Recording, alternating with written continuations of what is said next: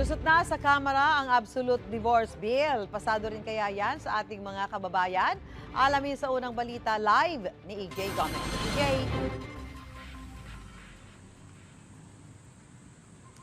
Susan, aprobado na nga sa ikatlo at huling pagbasa sa Kamara ang House Bill 9349 o Absolute Divorce Act. At alamin natin kung ano ang say ng mga Pinoy sa panukala.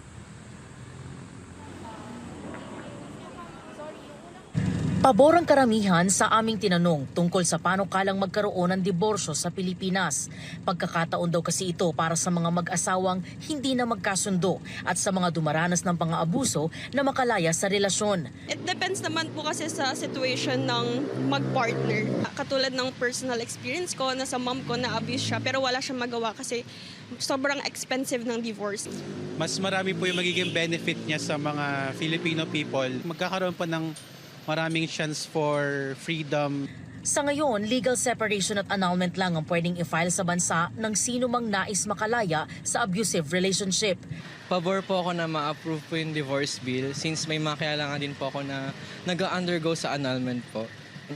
Naubos na po yung funds nila, parang ganun po. Hindi pa rin po natatapos yung pag-file ng case sa annulment po. Sa botohan sa Kamara, 126 na mambabatas ang pabor sa panukala, habang 109 ang tumutol, 20 naman ang nag-abstain. Ayon kay Albay 1st District Representative Edsel Lagman na pangunahing may akda at sponsor ng House Bill 9349, urgently necessary ang panukala para sa mga mag-asawa na hindi na maisaayos ang relasyon. Sa ilalim ng panukala, kabilang sa mga maaaring maging batayan sa paghahain ng diborsyo ay pananakit, pang-aabuso o anumang pagtatangka sa buhay ng petitioner o kanyang anak, pamimilit sa petitioner na magpalit ng relihiyon o political na grupo, pagtatangkang isangkot sa prostitusyon ng petitioner o kanyang anak, pagkalulong sa droga, alak at sugal, at pagtataksil o pagkakaroon ng anak sa ibang tao bukod sa asawa sa panahon ng kasal.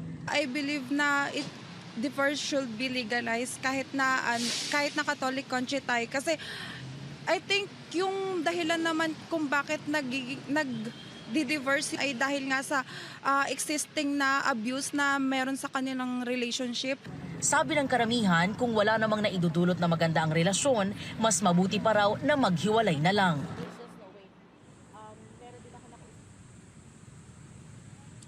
Susan, kapansin-pansin din ang pagsasaalang-alang ng mga nakausap natin kanina ng kapakanan ng mga anak ng mga mag-asawa. Bagay daw na dapat muna talagang isipin bago piliin ang diborsyo.